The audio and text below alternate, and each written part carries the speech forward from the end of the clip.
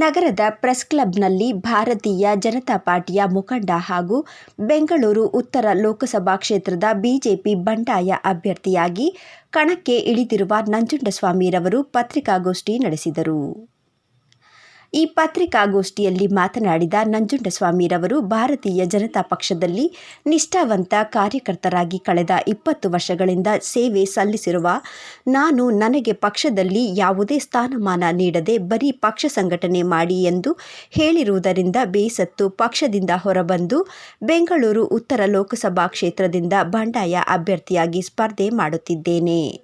ಇಲ್ಲಿ ಈಗಾಗಲೇ ಅಧಿಕೃತ ಅಭ್ಯರ್ಥಿಯಾಗಿ ಈಗಾಗಲೇ ನಾಮಪತ್ರ ಸಲ್ಲಿಕೆ ಮಾಡಿರುವ ಕೇಂದ್ರ ಸಚಿವೆ ಶೋಭಾ ಕರಂದ್ಲಾಜೆರವರು ಮೂಲ ಕ್ಷೇತ್ರ ಉಡುಪಿ ಚಿಕ್ಕಮಗಳೂರು ಲೋಕಸಭಾ ಕ್ಷೇತ್ರದಲ್ಲಿ ಬಂಡಾಯದ ಬಿಸಿ ಎದುರಿಸಿ ಗೋ ಬ್ಯಾಕ್ ಎಂದು ಸ್ಥಳೀಯರಿಂದ ಛೀಮಾರಿ ಹಾಕಿಸಿಕೊಂಡ ಈಗ ಇಲ್ಲಿ ಬಂದಿರುವ ಅವರಿಗೆ ಬಿಜೆಪಿ ನಾಯಕರು ಹಾಗೂ ಮಾಜಿ ಮುಖ್ಯಮಂತ್ರಿ ಯಡಿಯೂರಪ್ಪ ಮತ್ತು ಹೈಕಮಾಂಡ್ ಟಿಕೆಟ್ ನೀಡಿ ಈ ಭಾಗದಲ್ಲಿರುವ ಹಲವಾರು ಮುಖಂಡರು ಕಾರ್ಯಕರ್ತರು ಬೇಸರಕ್ಕೆ ಕಾರಣವಾಗಿದೆ.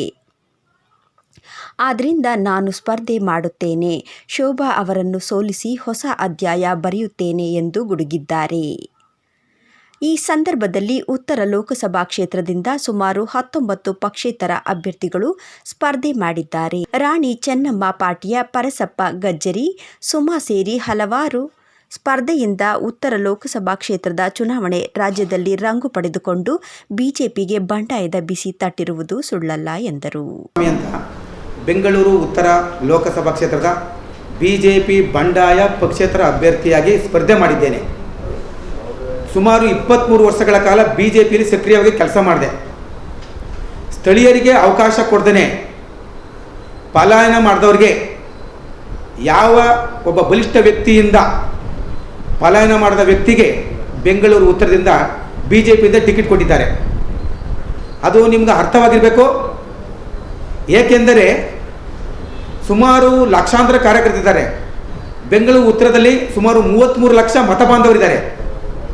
ಅದರಲ್ಲಿ ಯಾರಾದರೂ ನೊಂದು ಬೆಂದು ಬಿಜೆಪಿಗೆ ತಮ್ಮ ತನುಮನ ತ್ಯಾಗ ಮಾಡಿದವ್ರಿಗೆ ಗುರುತಿಸಿ ಟಿಕೆಟ್ ಕೊಡ್ತಾನೆ. ಶೋಭಾ ಕರಂದ್ಲಾಜೆ ಅಂತ ಅವರಿಗೆ ಟಿಕೆಟ್ ಕೊಟ್ಟಿದ್ದಾರೆ. ಅವರು 2008ರಲ್ಲಿ ಯಶವಂತಪುರದಲ್ಲಿ ನಿಂತುಕೊಂಡು ತಿರ್ಗಾ 2013ರಲ್ಲಿ ಬಿಜೆಪಿ ಪಕ್ಷವನ್ನು ಬಿಟ್ಟು ಕೆಜೆಪಿಗೆ ಹೋಗಿ 2005ರಲ್ಲಿ ರಾಜಾಜಿನಗರದಲ್ಲಿ ನಿಂತ್ಕೊಂಡು ಕೆಜೆಪಿಯಿಂದ ಸೋತು ಸುಣ್ಣವಾಗಿ ಯಶವಂತಪುರಕ್ಕೂ ಅನ್ಯಾಯ ಮಾಡಿದ್ರು. ಅಲ್ಲಿ ಮತ ಬಾಂಧವರು ನಂಬಿ ಕಾರ್ಯಕರ್ತರು ಇನ್ನೊಬ್ಬರನ್ನು ವಿರೋಧ ಮಾಡ್ಕೊಂಡು ಅಲ್ಲಿ ಜೀವನ ಮಾಡೋಕ್ಕಾಗಲ್ಲ ಅಂಥವರು ಈ 2 ಕ್ಷೇತ್ರಗಳನ್ನ ಪಲಾಯನ ಮಾಡಿ ಚಿಕ್ಕಮಗಳೂರಿಗೆ 2013ಕ್ಕೆ ಹೋದಾಗ ಅಲ್ಲಿ 14ಕ್ಕೆ ಅಲ್ಲಿ ಚುನಾವಣೆ ನಿಂತ್ಕೊಂಡ್ರು. ಅಲ್ಲಿ ಗೆದ್ದು ಮತ್ತೆ 2019ರಲ್ಲಿ ಮತ್ತೆ ಗೆದ್ದು ಕೃಷಿ ಸಚಿವ ಆಗಿದ್ದಾರೆ. ಇವರಿಗೆ ಶೋಭಾ ಕರಂದ್ಲಾಜೆ ಅವರಿಗೆ ದೊಡ್ಡ ಲೀಡರ್ ಅಂತ ಕೊಟ್ರ, ಇಲ್ಲ ಒಕ್ಕಲಿಗರ ಗೌಡರು ಅಂತ ಟಿಕೆಟ್ ಕೊಟ್ರ, ಇಲ್ಲ ಯಡಿಯೂರಪ್ಪನವರು ಆಪ್ತರು ಅಂತ ಟಿಕೆಟ್ ಕೊಟ್ರ? ಇವನ ಮಾನದಂಡನೆ ನೀವೇ ಹೇಳಿ. ಏಕೆಂದರೆ ಹಂಗೆ ಕೊಟ್ಟರೆ ಕಾರ್ಯಕರ್ತರಿಗೆ ಹೋಗಬೇಕು. ಕೊನೆ ತಳಮಟ್ಟದ ಕಾರ್ಯಕರ್ತನ ಗುರುತಿಸಿ ನಾವು ಟಿಕೆಟ್ ಕೊಡ್ತೀವಿ ಅಂತ ಹೇಳಿದವರು ಇವ್ರಿಗೆ ಸೋತವ್ರಿಗೆ ಟಿಕೆಟ್ ಕೊಟ್ಟರೆ ಆ ಕ್ಷೇತ್ರ ಅಭಿವೃದ್ಧಿ ಎಲ್ಲಾಗುತ್ತೆ? ಈ ನಾಡಿ ಟ್ರಾಫಿಕ್ಕು, ಕುಡಿಯಲಿಕ್ಕೆ ನೀರಿಲ್ಲ, ರೋಡ್ಗಳು ಸರಿ ಇಲ್ಲ. ಇವರು ಒಂದು ಕ್ಷೇತ್ರದಲ್ಲಿ ಸೀಮಿತವಾಗಿಲ್ಲ, ಪಲಾಯನ. ಅಲ್ಲಿ ಗೋ ಬ್ಯಾಕ್ ಅಂತ ಚಿಕ್ಕಮಗಳೂರಿಂದ ಹೊರಗಡೆ ಬರುಗಂಟ ಗೇಟ್ ಗಂಟ ಬಂದು ಇವ್ರನ್ನ ಓಡಿಸ್ಕೊಂಡು ಬಂದಿದ್ದಾರೆ. ಅಲ್ಲಿನ ಬಿಜೆಪಿ ಸಕ್ರಿಯ ಕಾರ್ಯಕರ್ತರು, ನೊಂದ ಕಾರ್ಯಕರ್ತರೆಲ್ಲ ನನಗೆ ಬೆಂಬಲ ಸೂಚಿಸಿದ್ದಾರೆ. ನೀನೇ ನಿಜವಾದ ಬಿಜೆಪಿ ಅಭ್ಯರ್ಥಿ ಅಂತ ಹೇಳಿದ್ರೆ ಎಷ್ಟೋ ಜನ ಇದ್ದಾರೆ.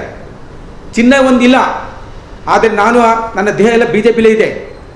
ಮೋದಿ ನಮ್ಮ ದೇಶಕ್ಕೆ ಪ್ರಧಾನಮಂತ್ರಿ ಆಗಬೇಕು ಅಂತಂತಾರೆ. ಆದರೆ ಎಲ್ಲಿ ಸ್ವಾಮಿ ಸ್ವಚ್ಛ ಭಾರತ, ಸ್ವಚ್ಛ ಪಕ್ಷ ಅಂತ ಹೇಳ್ತಾರಲ್ಲ, ಎಲ್ಲಿ? ಆಮೇಲೆ ಅವ್ರ ಮೇಲೆ ಇಡಿ ಕೇಸ್ ಇದೆ, FIR ಆಗಿದೆ. ಅವ್ರ ಮೇಲೆ ತನಿಖೆ ಇದ್ದಾಗ ಇವರು ಟಿಕೆಟ್ ಹೆಂಗೆ ಕೊಟ್ಟರು? ನೀವೇ ಹೇಳಿ. ಇಂಥದ್ದೆಲ್ಲ ನೀವು ಮಾಧ್ಯಮ ಮಿತ್ರರು ದಯವಿಟ್ಟು ಗಮನಿಸಬೇಕು. ಯಾಕಂದರೆ ಒಳ್ಳೆಯವ್ರಿಗೆ ಒಳ್ಳೆ ಕಾಲ ಬಂದೇ ಬರುತ್ತೆ. ಒಳ್ಳೆದವ್ರಿಗೆ ಹಾಲು ನೈವೇದ್ಯ, ಚೆಂಡಿದ್ದವ್ರಿಗೆ ರಕ್ತ ಮಾಂಸ ನೈವೇದ್ಯ ಅಂತಂತಾರೆ. ನಿನಗಾಗಿ ನೇಸರನು ಪಡುವಣಿದ ಮೂಡುವೆನು, ಶಕ್ತಿ ಇರಗೆಲ್ ಅಥವಾ ಹೊಂದಿಕೊಳ್ಳುವಂಥ ಒಂದು ಉವಾಚ ಇದೆ. ಜಯದೇವ ಜಗದ್ಗುರುಗಳು ಹೇಳಿದರೆ ಈ ಮಾತ.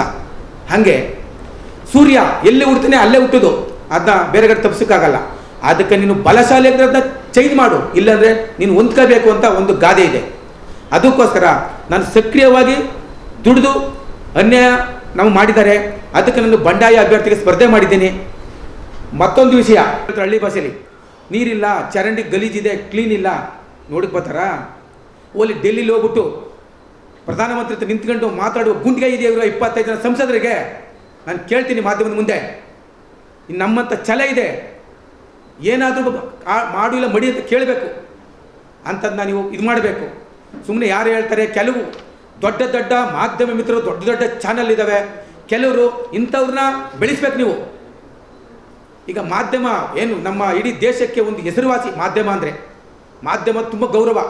ಸುಪ್ರೀಂ ಕೋರ್ಟ್ ಹೆಂಗಿದೆ ಹಂಗೆ ಮಾಧ್ಯಮದವರು. ಎಂಥ ಜಡ್ಜ್ ಆಗಲಿ ಎಂಥವ್ರಾಗಲಿ ನೀವು ಮಾಧ್ಯಮದವರು ಏನು ಬೇಕಾದ್ರೂ ಮಾಡ್ಬೋದು. ಹರಿತವಾದ ಖಡ್ಗಕ್ಕಿಂತ ಒಂದು ಮನಚಾದ ಲೇಖನಿಯ ಮೇಲೆ ಅಂತ ಹೇಳ್ತಾರೆ, ಆ ಥರ ನಿಮ್ಮಲ್ಲಿದೆ. ಅದೆಲ್ಲ ಚೇಂಜ್ ಮಾಡೋದು. ಮತ್ತು ಬೆಂಗಳೂರು ಗ್ರಾಮಾಂತರ ಅಡ್ಜಸ್ಟ್ಮೆಂಟ್ ರಾಜಕಾರಣ, ಅಲ್ಲಿ ಇವರು ಶೋಭಾ ಕರಂದ್ಲಾಜೆಗೆ ನಾವು ಇಲ್ಲಿ ಇವ್ರು ಗೆಲ್ಲಿ ಅಂತ ಅಲ್ಲಿ ಅಪ್ಪ ಮಕ್ಕಳಾಗಲಿ ಕನಕಪುರಕ್ಕೆ ಹೋಗಿ ಇವರು ಇನ್ನೂ ಒಂದು ಪ್ರಚಾರ ಮಾಡಿದಾರ. ಯಡಿಯೂರಪ್ಪ ಆಗಲಿ ವಿಜೇಂದ್ರ ಆಗಲಿ ಯೋಚನೆ ಮಾಡಿ. ಅದೇ ರೀತಿ MLA ಚುನಾವಣೆಯಲ್ಲಿ ನಾಗರಾಜ್ ಗೌಡ ಅಂತ ಒಬ್ಬ ಕಾಂಗ್ರೆಸ್ಸಲ್ಲಿ ಇದ್ದವನು, ಅವನಿಗೆ ಟಿಕೆಟ್ ಕೊಡ್ತಾನೆ ತಪ್ಪಿಸಿ ಗೋಣಿ ಮಾಂತೇಶ್ ಕೊಟ್ಟರು. ಅವನು 14,000 ತಗೊಂಡ. ಈ ಪಕ್ಷೇತರ ಅಭ್ಯರ್ಥಿ 75,000 ತಗೊಂಡ. ಅದು ಅಡ್ಜಸ್ಟ್ಮೆಂಟು. ಮೈಸೂರಲ್ಲಿ ಯತೀಂದ್ರ ಸಿದ್ದರಾಮಯ್ಯ ನಿಂತ್ಕೊಳ್ತಿತ್ತು. ಪ್ರತಾಪ್ ಸಿಂಹನ ಸ್ಟಾರ್ಟಿಂಗು, ಪ್ರತಾಪ್ ಸಿಂಹ ಆಗಲಿ, CT ರವಿ ಆಗಲಿ, ಆಮೇಲೆ ಸದಾನಂದ ಗೌಡ ಆಗಲಿ, ಇವರೆಲ್ಲ ಒಕ್ಕಲಿಗಲ್ವಾ, ಒಕ್ಕಲಿಗರಿರ್ತಾನೆ. ಅವರೆಲ್ಲ ಕೆಲಸ ಮಾಡಿಲ್ವಾ? ಫೈರ್ ಬ್ರ್ಯಾಂಡ್ಗಳು. ಪ್ರತಾಪ್ ಸಿಂಹ ಕೆಲಸ ಮಾಡಿಲ್ವಾ? ಎಲ್ಲ ಮಾಡೋರು. ಅಂಥವ್ರನ್ನ ಏನು ಸರಿ ಇಲ್ಲ, ಇವ್ರ ಆಟಿಟ್ಯೂಡ್ ಸರಿ ಇಲ್ಲ, ಇವ್ರು ಕೆಲಸ ಮಾಡಲ್ಲ ಅಂತ ಅಂದ್ಕೊಂಡು ಬಿಂಬಿಸ್ಕೊಂಡು 1 ವರ್ಷದಿಂದನೇ ನಡೆದಿದೆ ಒಳಗಡೆ ಪ್ರತಾಪ್ ಸಿಂಹ ಟಿಕೆಟ್ ಕ್ಯಾನ್ಸಲ್ ಮಾಡಿ. ಅದಕ್ಕೋಸ್ಕರ ಬೆಂಗಳೂರಲ್ಲಿ ಇದು ತುಮಕೂರಲ್ಲಿ ಸೋಮಣ್ಣ, ಮೈಸೂರಲ್ಲಿ ಮತ್ತು ಯದುವೀರು ಮತ್ತು ಬೆಂಗಳೂರು ಗ್ರಾಮಾಂತರದಲ್ಲಿ ಹೈಕಮಾಂಡ್ ಟಿಕೆಟ್ ಕೊಡೋದು. ಇನ್ನು ಮಿಕ್ಕವೆಲ್ಲ ಇವರು ಒಳ ಹೊಡೆತ ಯಾಕಿಲ್ಲ ಅಂತ. ಯಾಕಿಲ್ಲ ಇದನ್ನು ಯೋಚನೆ ಮಾಡ್ಬೇಕು ನೀವು, ಒಳ ಹೊಡೆತ ಯಾಕಿಲ್ಲ ಅಂತ. ಆಮೇಲೆ ಚಿತ್ರದುರ್ಗ ಗೋವಿಂದ ಕಾರಜೋಳ ಅವರು ಲೋಕೋಪಯೋಗಿ ಸಚಿವ ಮತ್ತು ಇಂಧನ ಸಚಿವ ಆಗಿದ್ದರು. ಎಲ್ಲಿ ಗೆದ್ದರು ಯೋಚನೆ ಮಾಡಿದ್ದೀವಿ. ಯಡಿಯೂರಪ್ಪನವರ ಹಿಂದೆ ಬಾಲಂಗೋಚಿ ಗೋವಿಂದ ಕಾರಜೋಳರು. ಚಿತ್ರದುರ್ಗದಲ್ಲಿ ಗೊತ್ತಿದೆ 7 ಜನ ಅಲ್ಲಿ ಕಾಂಗ್ರೆಸ್ ಗೆದ್ದಿದ್ದಾರೆ. ಒಂದೇ ಒಂದು MLA ಚಂದ್ರಪ್ಪ ಹೊಳಲ್ಕೆರೆ, ಅವ್ರ ಕೆಪಾಸಿಟಿ ಗೆದ್ದಿರೋದವರು. ಅಂಥವ್ರೊಬ್ಬರೇ ಗೆದ್ದಿರೋದು BJP. ಇನ್ನೆಲ್ಲ ಕಾಂಗ್ರೆಸ್ಸು. ಅಲ್ಲಿ 7 ಸತಿ ಗೆದ್ದ ತಿಪ್ಪಾರೆಡ್ಡಿ ಅವ್ರನ್ನ 50,000 ಲೀಡಲ್ಲಿ ಪಪ್ಪಿ ಅಂತ ಒಂದು ಸೋಲಿಸಿದ್ರು. ದೊಡ್ಡಣ್ಣನ ಹಳಿಯ ಅಲ್ಲಿ ಇದು ಮಾಡೋಕ್ಕಾಗುತ್ತಾ?